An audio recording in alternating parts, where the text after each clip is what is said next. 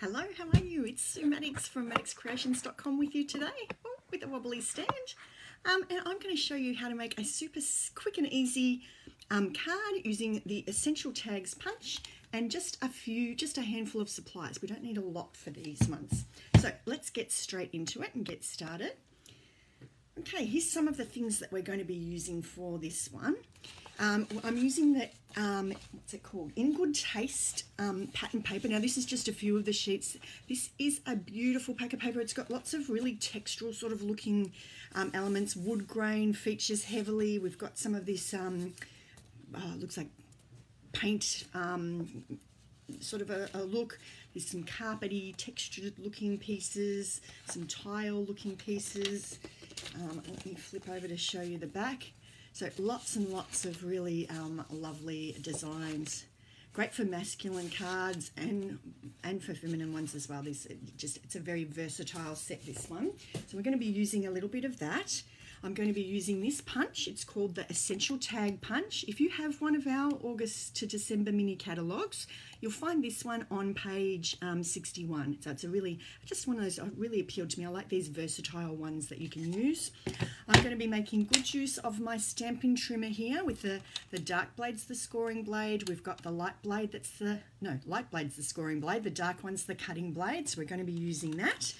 And our little bits of paper. So what I like to do is get out the pack of paper and then find some of the colours that coordinate with it, and I find it helps me to just really get my paper out and start using it if I chop up some of the bits that match. So I've just picked out a few colours here. I've got the white, of course, because it's a white based paper. So I've got Whisper White, the thick one, some Early Espresso, what else have we got here? Basic Grey, Petal Pink,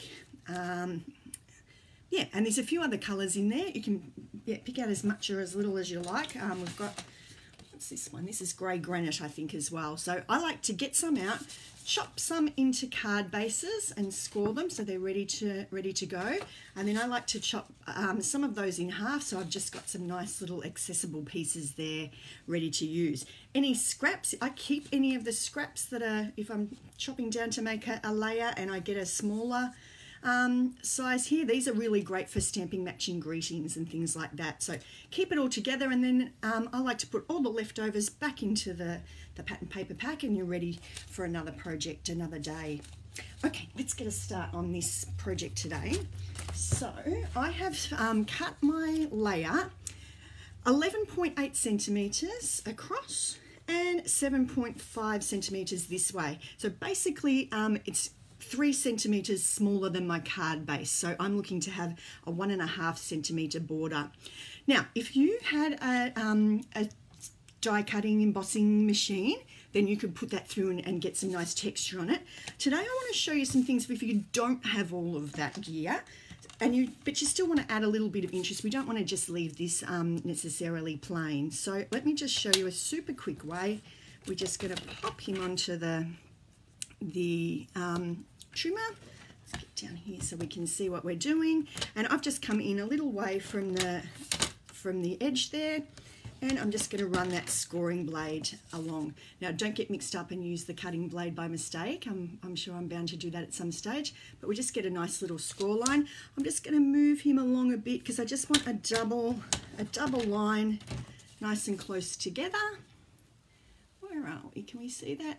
It's a little bit tricky to see. And then I'm just going to do a similar thing down the other end. So let's go in. I'm just eyeballing it. It's just roughly, I don't know, 0.5 centimetre or so in from the edge, I guess.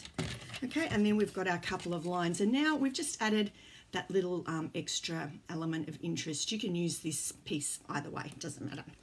Now, before I get going on sticking things to this, I want to add, I like cards where we just get a nice little border of another colour. So let's have a bit of a play and just plan out our project here.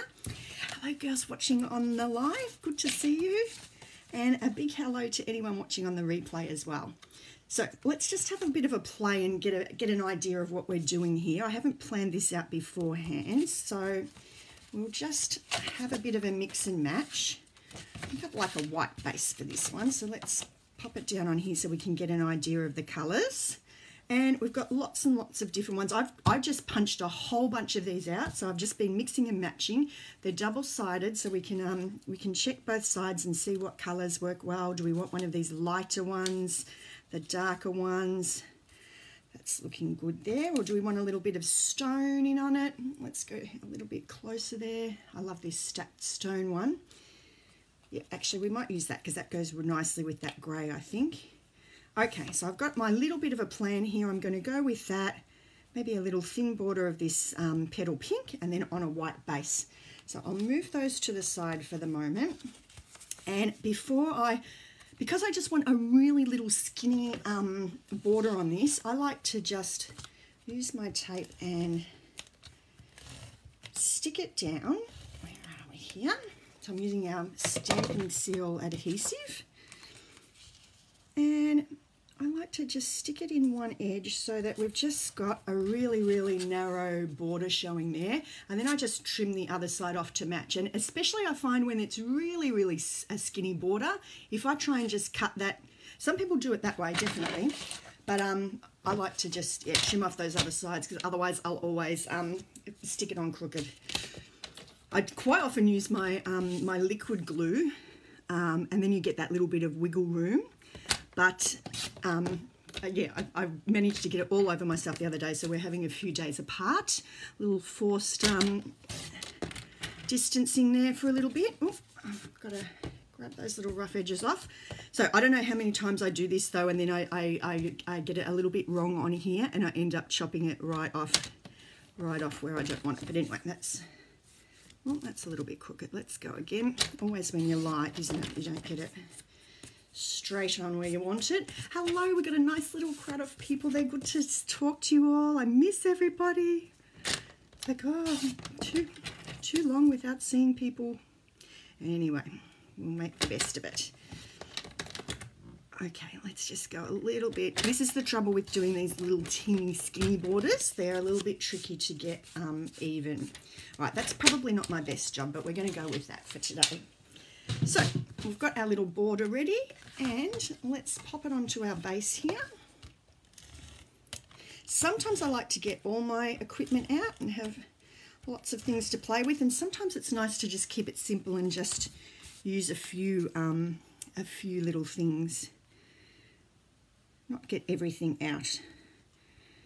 I've made a nice big mess in my room, so I need to have another bit of a clean up here, I think. Just doesn't take long, does it, to get it all out and about. Okay, so that's my base there, and now I'm ready to start sticking these on. And this is definitely an essential item, and that is a sheet of dimensionals, because yeah, I pretty much can't make a card without these. Now, I've been making a big batch of these, and I've found a little trick, because I was starting with doing the middle one, and I kept ending up a little bit crooked. So I found it actually helped to start with the outside one, because then let's pop a little dimensionals on the back there. I like to use lots of these. Give it a little bit of height. Don't you find if you're a bit of a crafter and you do use these dimensionals, these little backings here turn up in just the weirdest places. I'm always amazed where they manage to find themselves in our house. Possibly a reflection of how often I vacuum, but which is not often, but anyway. Yes, I think you're right, Rachel. I think we're all going a bit stir-crazy, aren't we? It's all getting to us. I think I need my glasses for this step. Let me just get that straight. I'm not very good at this sticking things down straight bit, I must say.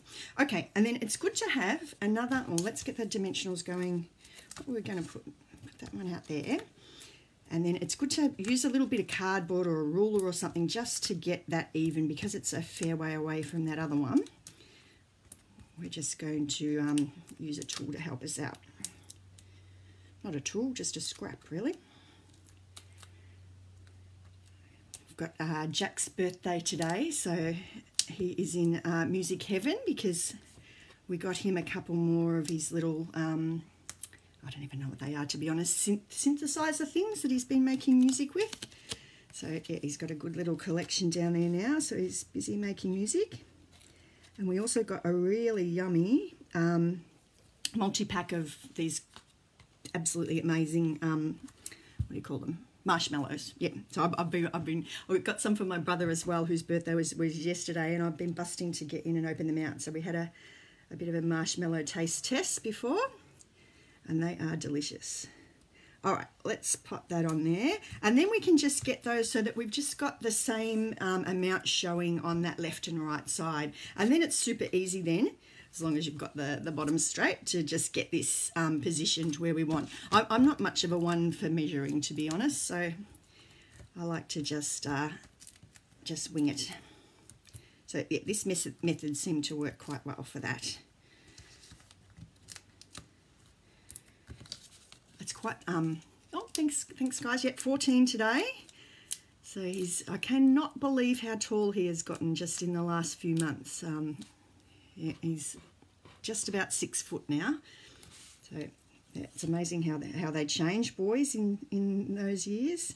All right, let's pop that on. Yep, very good. There we go. We've got our 3 little pieces there. Now, let's get a matching colour. I think I might use, since I've got him handy here, I'm just going to use this little scrap offcut, and that's just one of the ones that I cut some of the ends off there before. And I am using this stamp set. It's called A Little Hello, and no, that's not the stamp set, that is the stamp, but it's from this set, Itty Bitty Greetings. I haven't got this out for quite a while, but it's such a good one. Lots and lots of little small greetings that fit, well, a lot of them fit very well in this little punch. I think this one's called, it's a something label punch. I forgot to write the name of that one down. Can anyone in the comments tell me what that is? It's this one here with the little ends. I thought I was all organised. I got all my sheet ready. It's like, right, what are we using today? But yeah, forgot that one. Now, I often find with these little skinny stamps, sometimes I have to stamp this a few times to get, particularly with these little narrow ones. So don't worry if it takes you a few goes. That one's come out okay. Sometimes it goes a little bit blobby or something at one end, or you haven't quite got the ink coverage. So just, yeah, grab out, give it a few punches, and then eventually you'll get one that you're happy with. So I like to punch it first and then flip my punch upside down. And let's pop him on here. I'm going to put him over to the right-hand side a little bit. And we get him all straight. Boom, we can punch him. And I am just using the Early Espresso ink pad for that. So it's a nice thing about Stampin' Up, all our colours match. So yeah, grab out a few of your matching colours for your pattern paper. Classic label punch. Thank you, Lisa. I knew someone would be along. Thank you for that. Yeah, and then grab out a matching colour and you can't go wrong. Everything matches and works well. All right, let's grab out these dimensionals here are the little teeny tiny ones, and they work well on this punch. They're just a nice size. I used to always have to cut the dimensionals in half, and now we don't have to. We've got nice little small ones. So yeah, we're having spaghetti fettuccine for dinner. Is this one of his favourites? And Hannah's been busy making a chocolate cake, so she's going to go and ice that later, so that'll be nice. A bit tricky having these birthdays without people, isn't it? But anyway, all right, let's just put that down. I think we're going to go down in this corner here. And we could leave it at that. Or one little finishing touch we're going to do. I've got these little, this is really a Christmas embellishment, all the trimmings, but I've been using these little white guys that they work really nicely with this paper.